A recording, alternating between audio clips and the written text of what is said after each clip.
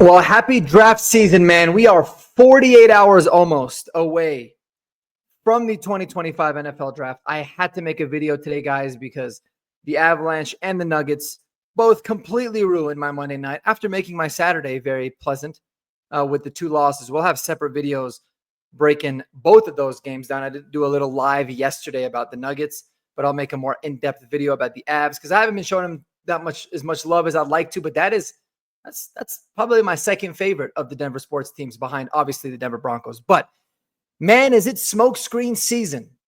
We're going to break into what all these reports now, right? This is the time of the draft, just a couple days before it starts, where all these crazy reports start to surface, and there's been quite a bit involving the Broncos. So we're going to break it all down, guys. And if you love Denver sports, and if you love the NFL draft, I hope that you guys can consider subscribing. I am like 3 away from my goal of 1,000 subscribers before the draft. I don't want you to just do it because I need to get to 1,000. I want you to do it because you like the content. So check some of the other videos out, guys. Let me know in the comments below what your thoughts are, what you want me to break down, what you agree and disagree with me, man. I love to interact with y'all. So I appreciate you very, very much in advance. Let's get right to the reports. So this was directly from 104.3 The Fan, but it was the sources that they had quoted were Adam Schefter and Daniel Jeremiah. And now it's context is very important here. Both Adam Schefter and Daniel Jeremiah said something very similar, which means that it's obviously coming from the team. And I think it's coming from the team for a reason.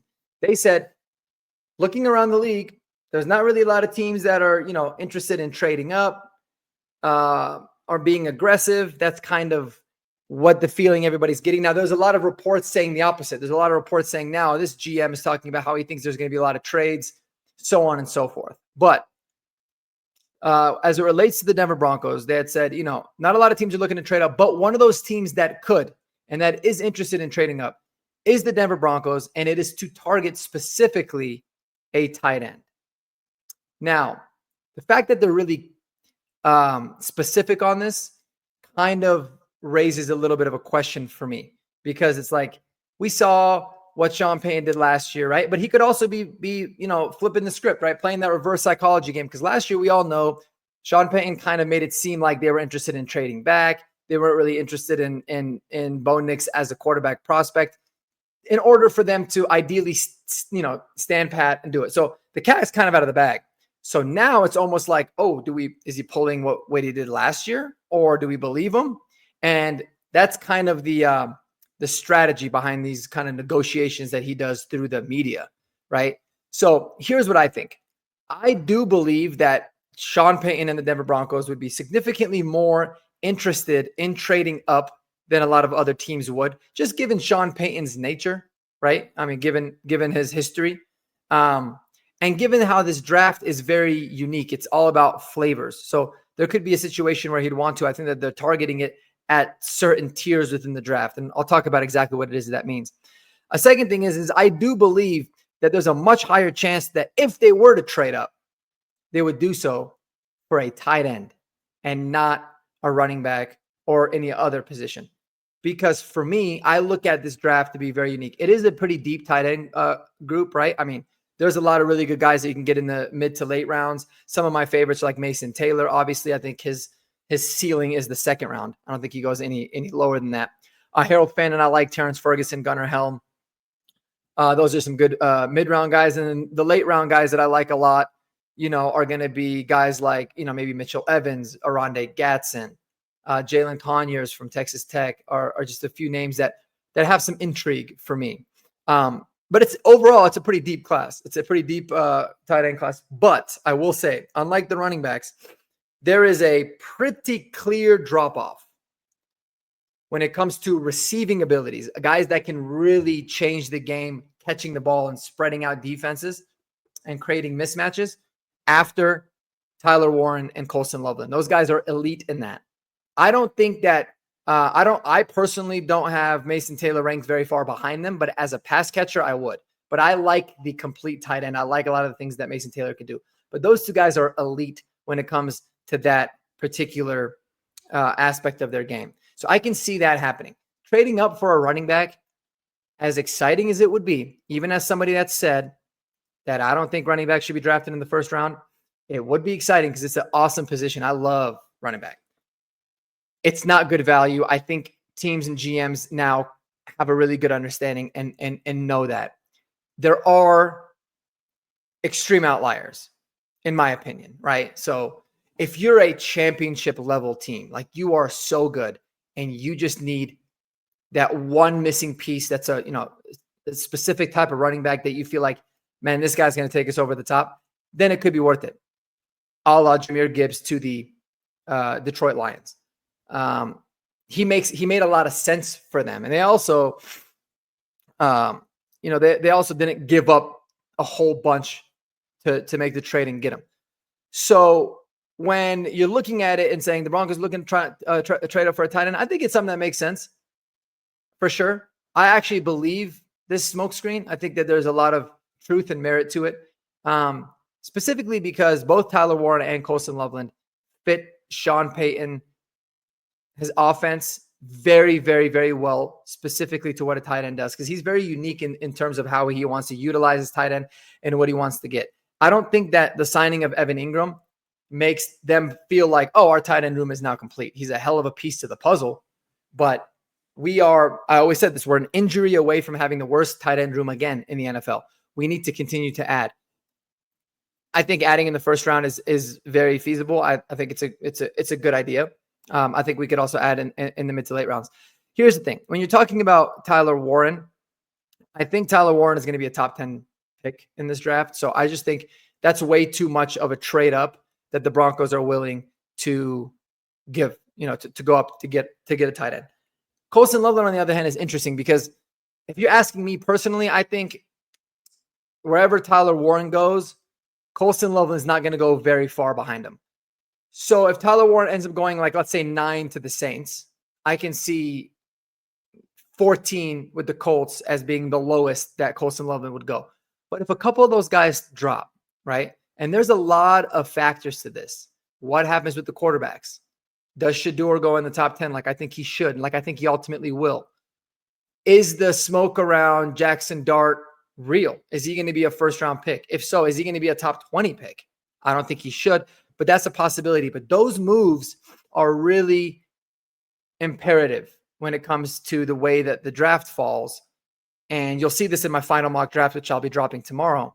But you'll be able to see what that really does, because I think that there are a couple of offensive tackles that are going to go a lot earlier than people have predicted. Obviously, there's Will Campbell, who I think will go early. But I would be really surprised at this point if Kelvin Banks doesn't go in the top 15. There's just way too much. I really started to dig into the tackles a little bit more lately. Dude, he's way too good and has way too good of a resume and played for a very good and successful program. And he was great every year that he played. For him to not,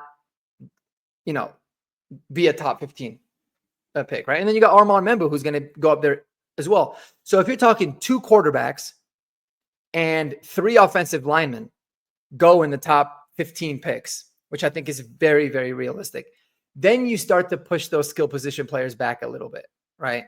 In those particular types of situations. Not to mention you got, Ashton Genty. He's going to take up a positional spot. Obviously, Mason Graham is going to take up a positional spot. Jalen Walker as well. So you start to look at that and you say, man, there is going to be a chance Colston Loveland is available around pick 17 and pick 18. And that's what I think that they mean by the Broncos trading up. Another thing that I could see the Broncos doing, and this is what I think, I still believe that this scenario is more likely to happen than us just purely trading up in the first round. It's us standing pat at 20.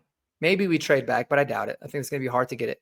And then we trade back into the first round, like Sean Payton did in the 2011 video, just like the video I made a couple days ago in the 2011 draft, to be able to target somebody else. And I'll give you an example. Let's say Colston Loveland drops and he's available at 20. That's an easy run into the podium pick for the Broncos. But let's say they also love Travion Henderson, or they love Omarion Hampton, or they love Derek Harmon, or anything like that. Then I can see them trading back up into the upper half of the first round. They have to give up a future one. They might do it in order to target a guy. Or obviously the opposite can happen too. Let's say they love, maybe they love Mason Taylor. Who knows? And they want to trade back up into the upper part of the first round to grab them. I don't know. But it's such a, this is what makes the draft so fun, man, is it's like, what do you want the team to do? And then there's the whole aspect of what do you think the team is going to do based off of, the factors and what you know about them. And then trying to figure out the puzzle pieces. And then ultimately we watch the draft to see what happens. Right. And so I think that there is a lot of truth to some of these reports saying that the Broncos are trading up. But I think the chess and checkers piece, the little bit of a mind game that Sean Payton likes to play with the media is the fact that it is to trade up, but it's to trade up back into the first, not necessarily trade up from 20. That's something to consider. So let's take a look at this tweet that Adam Schefter had earlier that I thought was interesting as well, if you ask me.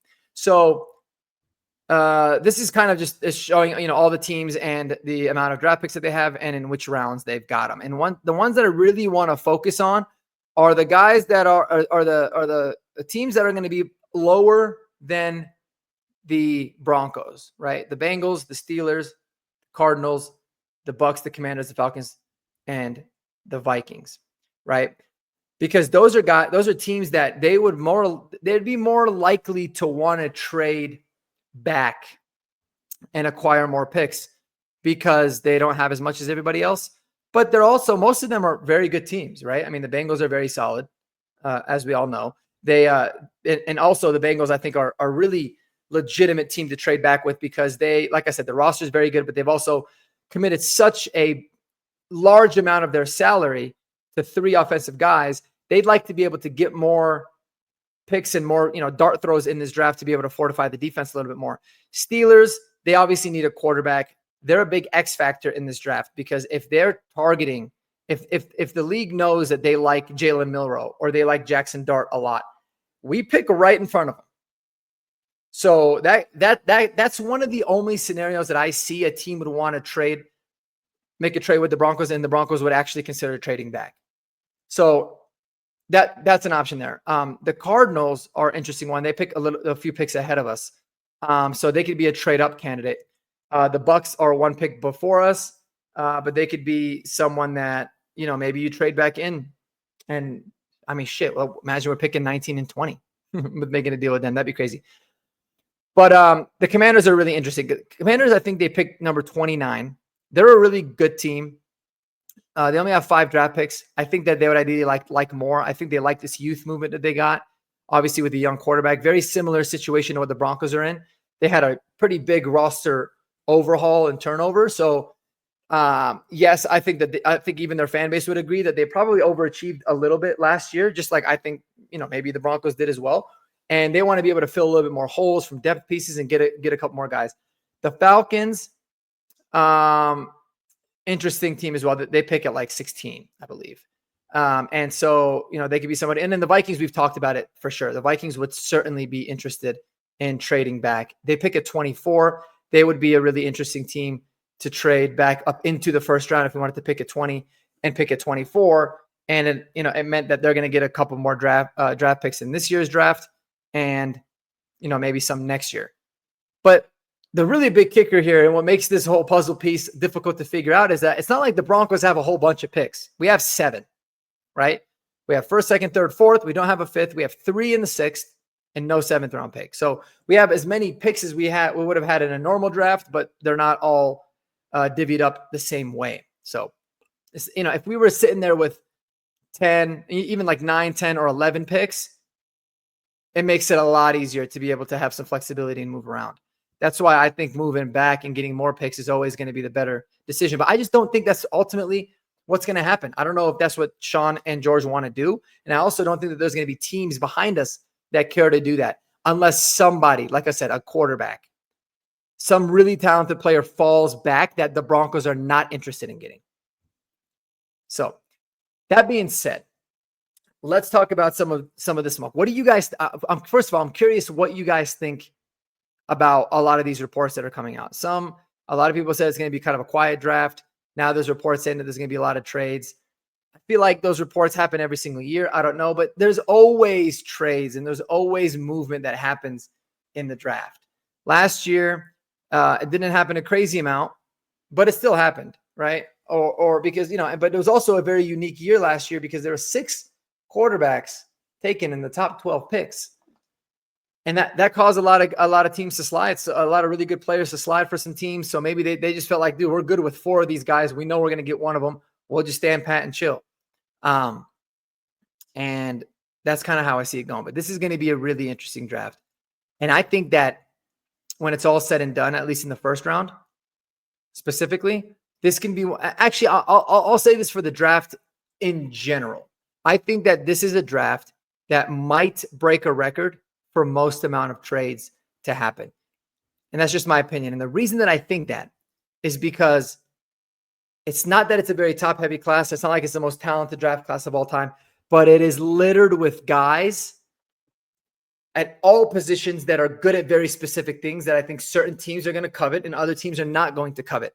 So that's going to allow for a lot of the teams that don't care about the guys on the board as much to be very interested in moving back, and a lot of teams behind them moving up. And I think the first round is going to be loaded with trades, because, if it's true that most teams have 15 to 17 players as first round grades, well, that could mean a whole lot of things. That doesn't mean there's 15 and 17 that have first round grades. That could mean in total, there's 40 players that make up the first round grades for the 32 teams.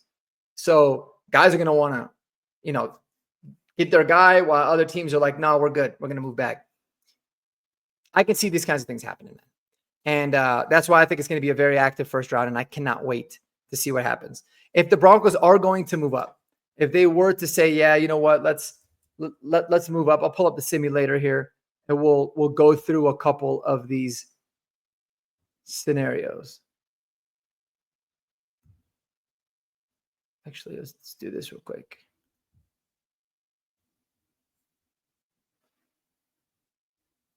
All right, so we'll make it a slow draft. So we'll get them going.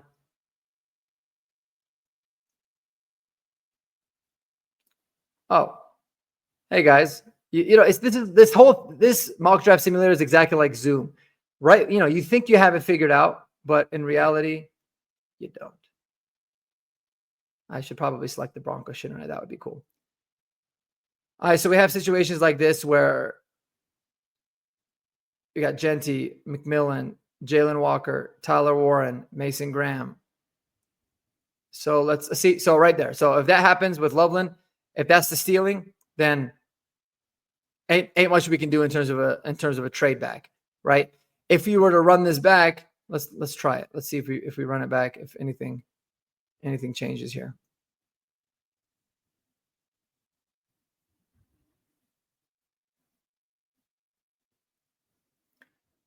Carter, Genty, McMillan, Mason Graham, Campbell, Warren again there, Mambu again. Let's see if he makes it past them. He did. All right, so here, right? This is a situation where Colston Loveland is still available. What are the Colts going to do? Now, the Broncos could get on the phone, hit up Miami. Going from 20 to 13 is not going to be moving heaven and earth, right? It's not out of the realm of possibility. It's probably a little bit more than I'd like to move up, but I can see that being realistic. I think it starts there when you talk about the move up for a guy that you're targeting. You allow the draft to continue. Colston Loveland's gone, so that doesn't work. And then another spot to move up is here, right? We talked about Cincinnati as one of the teams that we could target, or the Cardinals or the Falcons. The teams that are picking at 15, 16, and 17 should be very, very interested in trading back, because the Cardinals got 6 picks in this draft. The Falcons have 5 picks in this draft. And who is the other one? The Bengals. The Bengals have 6 picks also in this draft. So that's where I see the max of us moving up and being able to maybe get them. Maybe a lot of the reports that we had heard earlier about the Seahawks being in on Colston Loveland was legit. So if Colston Loveland's on the board come pick 15 or 16, I can see the Broncos wanting to make a jump up just a little bit, right? Like I said, you're probably going to give a 3rd rounder, maybe a 4th rounder to move up. Let's see what this thing would show. But yeah, if we wanted to give, our 4th round pick, I think would certainly do it. We could probably ask for something back in return. Why wouldn't it? It's only 3 picks. That's a very smart move. This is something where it's like, we'll give you our 4th, and in exchange, you give us another 6th rounder, as an example. right? Or maybe even you give us a 5th round pick. And they might be like, sure. Or we can even throw a 6 so they can get, in the net positives, and we're only giving up 1 pick to be able to move up and get our guy. That's going to be the most likely scenario that I see when it comes to the draft. And that's something that I would totally be fine doing. Another situation is, let's say we're on the clock, right? And Abuka and Harmon were both gone, but let's say we love Walter Nolan or we love Kenneth Grant, right? We like one of these defensive linemen, as an example. We can say, okay, we're going to select one of them, and we'll look back at a team like the Vikings, who have 4 picks in this draft, and say, hey, Minnesota, we'll give you our 2nd round pick this year and a 2nd round pick next year with our 4th. Right? It'll probably take that, even though this is 97%. It'll probably take a 2nd rounder next year, our 2nd rounder this year, and then a 4th round this year. Obviously, you got to think about what Minnesota would want. Minnesota cares more this year about this year's picks instead of next year's picks. So they're going to want to at least come out of this with an additional pick. They can maybe get more later, but they don't want to at least do that. And honestly, if I was them, I don't know if I would do this, because I don't know how much they care about the future. I would probably ask for, like, I'd rather it be something like that, right? Where they're able to get more. Now, I don't think the Broncos would want to do that, but we're just having fun with it. And so let's just say they say, we'll do this. We're going to offer you the trade. They accept it. So now the Broncos are in this position where obviously it wouldn't happen like this in real time, where they can take their defensive lineman that they covet. I'm just going to take Kenneth Grant because I like him more. And then, oh, would you look at that? I don't think Omarion Hampton will necessarily be available there, even though he should be. They could take the running back. They could take, Omarion Hampton or Travion Henderson. I would prefer Travion, to be honest with you, in this particular scenario. And then at this point, would you look at that?